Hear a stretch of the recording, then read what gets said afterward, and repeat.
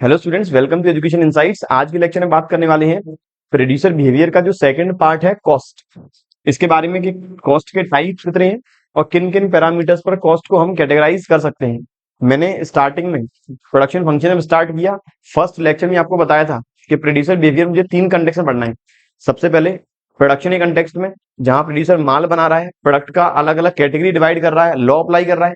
दूसरा, जो माल प्रोड्यूसर ने बनाया है उसकी मुझे कॉस्ट कैलकुलेट करनी है।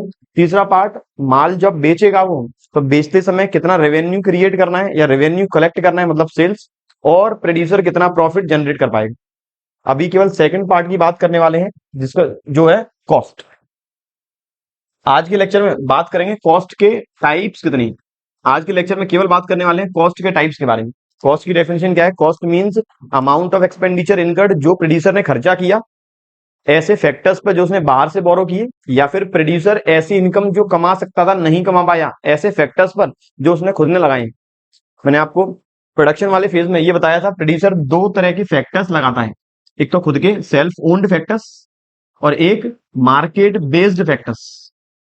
खुद का पैसा लगा दिया, वो सेल्फ ओन्ड फैक्टर है। खुद की बिल्डिंग लगा दी, सेल्फ ओन्ड फैक्टर है।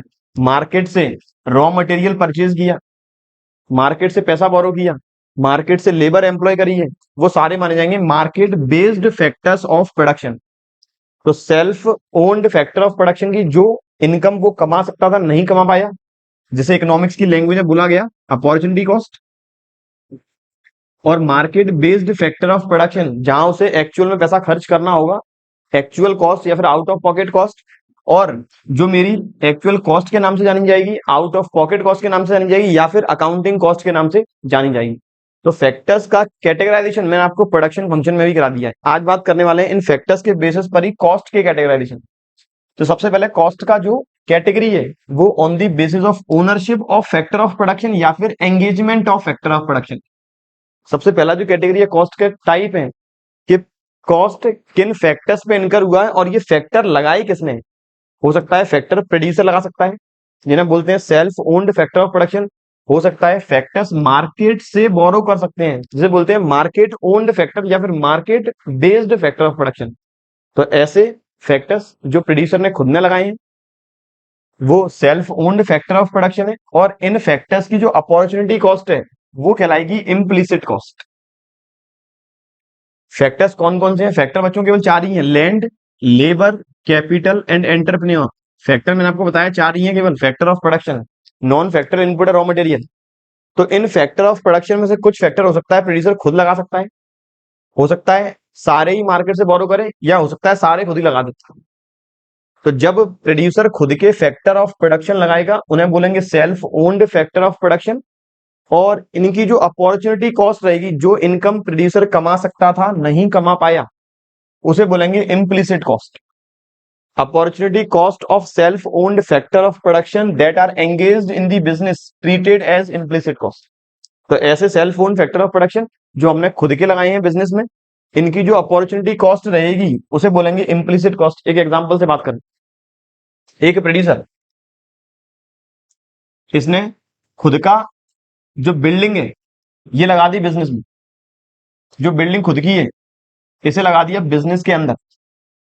अगर इस बिल्डिंग को वो बिजनेस में नहीं लगाता तो इस बिल्डिंग को मार्केट में किसी को किराए पे देता, वहां से सपोज किराया जनरेट होता 5,000 रुपए पर मंथ, तो इस बिल्डिंग की मेरी अपॉर्चुनिटी कॉस्ट होगी 5,000 पर मंथ। पूरे साल में मैं 60,000 रुपए इनकम कमा सकता था, नहीं कमा पाया, तो मेरी इस केस में इम्प्लिसिट कॉस्ट मानी जाएगी इस बिल्डिंग की, मतलब मेरे फिक्स्ड वेक्टर की 60,000 रुपीज। दूसरा बात करें एक्सप्लिसिट कॉस्ट क्या है, तो ऐसी कॉस्ट जो market based factor of production में हुई है खर्च, या फिर ऐसी कॉस्ट जो वास्तव में जेब से खर्च हुई है। कॉस्ट इनकर्ड और out of pocket cost on the factors of production that are engaged from outside of the market या फ्रॉम द आउटसाइड मार्केट। मैंने बैंक से लोन लिया बिजनेस चालू करने के लिए, बैंक से लोन लिया सपोज 2 लाख रुपए का, 10% ब्याज पे। तो इस फैक्टर ऑफ प्रोडक्शन जो 2 लाख रुपए का है, जब बोल रहे हैं हम लोन या फिर कैपिटल, इस 2 लाख रुपए का 10% ब्याज मतलब 20,000 रुपए मेरी मानी जाएगी एक्सप्लिसिट कॉस्ट। तो ये मेरा हो गया on the basis of engagement of factor of production या फिर on the basis of ownership of factor of production, implicit cost और एक्सप्लिसिट कॉस्ट। अगला है फैक्टर ऑफ प्रोडक्शन के नेचर के बेसिस पर। मैंने आपको फैक्टर ऑफ प्रोडक्शन के नेचर बताए थे दो, एक था फिक्स्ड, एक था वेरिएबल। ऐसे फैक्टर्स ऑफ प्रोडक्शन जो आउटपुट चेंज होने के साथ साथ चेंज नहीं होंगे उन्हें नाम दिया फिक्स्ड फैक्टर का, उन्हें नाम दिया फिक्स्ड फैक्टर। और ऐसे फैक्टर ऑफ प्रोडक्शन जो आउटपुट चेंज होने के साथ साथ चेंज होंगे, ज्यादा माल बनाना है ज्यादा फैक्टर एंगेज करें, कम माल बनाना है कुछ फैक्टर कम कर दें, उन्हें नाम दिया गया वेरिएबल फैक्टर का। वेरिएबल फैक्टर था लेबर, और फिक्स्ड फैक्टर था लैंड, कैपिटल या और एंटरप्रेन्योर। तो ऐसे फैक्टर जो फिक्स्ड है, इन पे जो कॉस्ट खर्च होगी उसे बोला जाएगा फिक्स्ड कॉस्ट। और ऐसे फैक्टर जो वेरिएबल है, इनकी जो कॉस्ट खर्च होगी उसे बोलेंगे वेरिएबल कॉस्ट। या फिर ऐसे फैक्टर जो प्रोड्यूसर ने खुद के लगाए हैं लेकिन फिक्स्ड इन नेचर है, तो इनकी अपॉर्चुनिटी कॉस्ट कहलाएगी फिक्स्ड कॉस्ट, या फिर कह सकते हैं फिक्स्ड इम्प्लीसिट कॉस्ट। ऐसे फैक्टर्स जो वेरिएबल नेचर के हैं लेकिन प्रोड्यूसर ने खुद के पास से लगाया है, ये कहलाएगा वेरिएबल इम्प्लीसिट कॉस्ट। तो यदि फैक्टर फिक्स्ड है तो फिक्स्ड कॉस्ट, वेरिएबल है तो वेरिएबल कॉस्ट। प्रोड्यूसर ने लगाया है fixed implicit, variable implicit. Market से बोरो किया है तो फिक्स्ड, यदि फिक्स्ड फैक्टर है तो फिक्स्ड एक्सप्लिसिट, और वेरिएबल फैक्टर है तो वेरिएबल एक्सप्लिसिट। तो यहां कहता है cost nature of factor of production किस कैटेगरी का है, फिक्स्ड है तो फिक्स्ड कॉस्ट, वेरिएबल है तो variable cost. Cost incurred on the fixed factor in the form of rent, जो आया मेरा लैंड पर, इंटरेस्ट जो आई कैपिटल या फिर लोन पर, और एंटरप्रेन्योर काम कर रहा है प्रॉफिट के लिए, ये सारी मानी जाएंगी फिक्स्ड कॉस्ट। और कॉस्ट इनकर्ड और opportunity cost of self own factor of production, cost incurred on variable factor, चाहे ये लगाए प्रोड्यूसर या मार्केट से बोरो करें, in the form of wages known as variable cost. एक टाइप और है सेमी वेरिएबल कॉस्ट, जिसका कुछ पार्ट रहेगा फिक्स्ड कुछ रहेगा वेरिएबल। लेकिन मुझे यहां पर इस लेवल पर इकोनॉमिक्स में डिस्कस नहीं करना है, इसीलिए मैंने इसको कवर नहीं किया है। अदरवाइज याद रखें सेमी वेरिएबल एक ऐसी कॉस्ट है जिसमें कुछ पार्ट रहेगा फिक्स्ड कुछ पार्ट रहेगा वेरिएबल। इसका एग्जांपल है जो अपना इलेक्ट्रिसिटी बिल है, उसमें मीटर के चार्जेस फिक्स्ड हैं। अदरवाइज जो बिजली जितनी ज्यादा बनती जाएगी, यूनिट जितने ज्यादा हम कंज्यूम करेंगे, वो उतना ज्यादा पार्ट बिल का बढ़ता जाएगा। तो मीटर चार्जेस फिक्स्ड, और जो यूनिट पर यूनिट कॉस्ट है वो रहेगी वेरिएबल। बच्चों ये बात थी कॉस्ट की categorization on the basis of factor of production, nature of factor of production, और on the basis of ownership और engagement of the factor of production.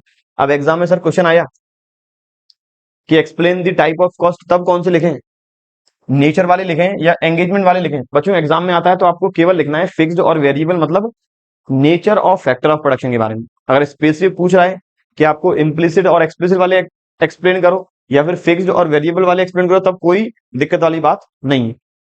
अब बात करें एग्जाम्पल की कि कैसे हम आइडेंटिफाई करेंगे इम्प्लिसिट, एक्सप्लिसिट, फिक्स्ड और वेरिएबल।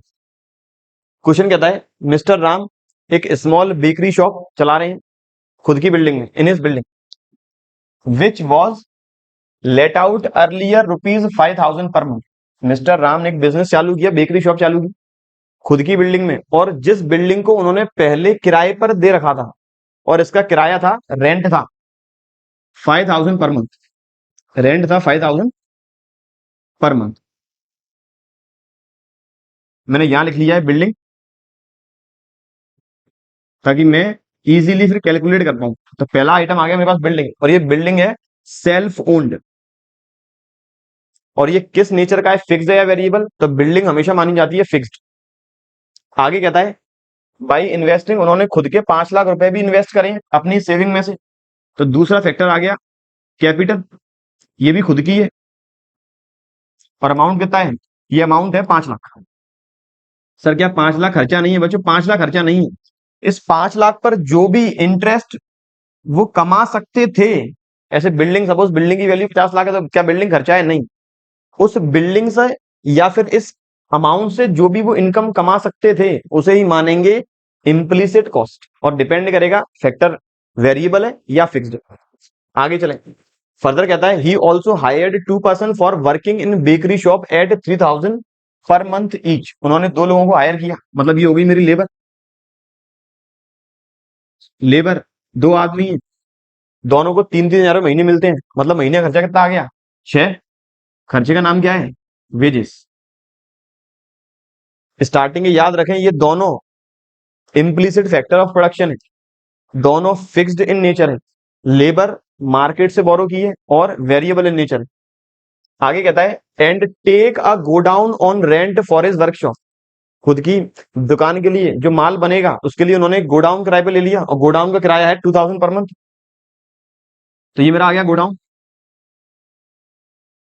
ये है market based factor of production, इसका जो रेंट है वो है 2000 रुपए पर मंथ। अब गोडाउन मार्केट से बोरो किया, मार्केट बेस्ड है और फिक्स है वेरिएबल, ये है fixed in nature.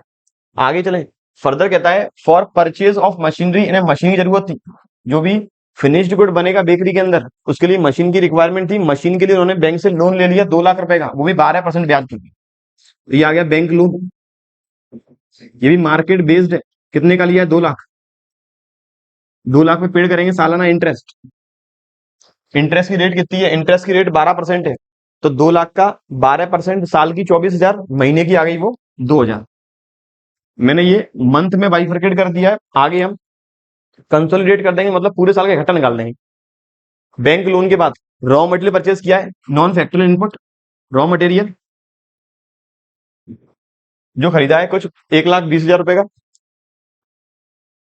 Raw material 1,20,000 रुपए।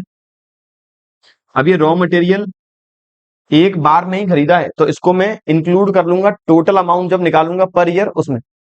रॉ मटेरियल के बाद कहता है if he doesn't start the business, अगर वो बिजनेस चालू नहीं करते, then he can work in a firm for ₹8,000 per month, तो किसी फर्म में काम करते 8,000 रुपए महीना। तो अगला फैक्टर आ गया, खुद काम कर रहे हैं, एक तरह से एंटरप्रेन्योर, और इसका जो सैलरी वो कमा सकते थे, सेल्फ ओन्ड फैक्टर है, ये है 8,000 रुपए पर मंथ। फिर आगे कहता है ऑल्सो कैन इन्वेस्ट, अगर वो बिजनेस चालू नहीं करते तो खुद का जो पैसा लगाया 5 लाख, ये इन्वेस्ट करते कहीं दूसरी जगह, ब्याज मिलती 10% पर एनम, ये मान लें 10% पर एनम। तो खुद की कैपिटल जो मैंने स्टार्टिंग में लिख लिया है, खुद की कैपिटल 5 लाख, मतलब पूरे साल की इंटरेस्ट आती 50,000, तो महीने की आती है कुछ 4167 इंटरेस्ट, मान के चले इतना ही है, राउंड ऑफ। अब क्वेश्चन की डिमांड है निकालिए इम्प्लीसिट, एक्सप्लिसिट, फिक्स्ड और वेरिएबल। मुझे इम्प्लीसिट, एक्सप्लिसिट, फिक्स्ड और वेरिएबल, मुझे केवल फैक्टर ऑफ प्रोडक्शन के बेसिस पर कॉस्ट का करना है कैटेगराइजेशन। तो मैं अभी रॉ मटेरियल रख दूंगा साइड में, मैं अभी केवल देख रहा हूं कौन कौन से फिक्स वेक्टर लगाए, कौन कौन से वेरिएबल है, इनके बेसिस पर कौन कौन सी कॉस्ट आई। तो सबसे पहले बिल्डिंग, बिल्डिंग मेरा सेल्फ ओन्ड है लेकिन फिक्स वेक्टर है, तो इसका किराया 5,000 पर मंथ जो हम कमा सकते थे नहीं कमा पाए पूरे साल का 60,000, ये मेरा आ गया। अब मैं अलग अलग कलर से डिनोट कर दूं, मुझे निकालनी है इम्प्लीसिट, इम्प्लीसिट कॉस्ट, ये हो गई मेरी implicit as well as fixed. Capital पर 5 लाख रुपए वापस इम्प्लीसिट है, खुद ने लगाया है। इंटरेस्ट इनकम कमा सकते थे नहीं कमा पाए, तो ये भी है फिक्स्ड प्लस इम्प्लीसिट। लेबर ये है वेरिएबल प्लस एक्सप्लिसिट, एक महीने की 6,000, पूरे साल की 72,000। इसके बाद गोडाउन किराए पे लिया, फिक्स्ड प्लस एक्सप्लिसिट, 2,000 रुपए पर मंथ, पूरे साल का 24 दिन। फिर इसके बाद bank loan, interest 2,000 per month, पूरे साल का 24,000, ये भी है fixed plus explicit, fixed plus explicit. इसके बाद खुद 8,000 रुपए की सैलरी कमा सकते थे अगर बिजनेस चालू नहीं करते, तो ये आ गया इम्प्लिसिट और फिक्स्ड, एंटरप्रेन्योर फिक्स्ड, तो ये आ गया टोटल पूरे साल का 96,000। मुझे सबसे पहले निकालना था इम्प्लिसिट कॉस्ट, इम्प्लिसिट कॉस्ट का देखें, इम्प्लिसिट कॉस्ट 60,000 पूरे साल की, इम्प्लिसिट कॉस्ट 50,000 पूरे साल की, 60, 50, 110, 110 और 96,000, ये मेरी इम्प्लिसिट कॉस्ट आ गई 2,00,000, 110 प्लस 96, 2,06,000, ये आ गई मेरी इम्प्लिसिट कॉस्ट 2,06,000। अब बात करें एक्सप्लिसिट कॉस्ट की, इम्प्लिसिट चाहे फिक्स हो या वेरिएबल, मैंने पूरी कॉस्ट इंक्लूड कर ली है, खुद के फैक्टर ऑफ प्रोडक्शन उन्होंने जो लगाए, चाहे फिक्स नेचर के हो या वेरिएबल नेचर के हो। फिर उन्होंने एक्सप्लिसिट कॉस्ट निकालनी है, तो मार्केट से बोरो किया लेबर, गोडाउन और बैंक लोन, तो ये आ गया 72 24, 24 दूनी 48, 48 और 72 120। और रॉ मटेरियल भी बाहर से परचेज किया है, ये आ गया था 120 और 120 240। एक्सप्लिसिट कॉस्ट मेरी आ गई 2,40,000। इसके बाद बात करें फिक्स्ड की, तो फिक्स्ड फैक्टर्स कौन कौन से हैं? फिक्स्ड फैक्टर है बिल्डिंग जो खुद ने लगाई, कैपिटल, तो एक फिक्स्ड, दो फिक्स्ड, तीन फिक्स्ड, चार फिक्स्ड, 60 और 50, एक 10, एक 10 और 48, एक 58। और ये भी फिक्स्ड है, एक 58 और 96,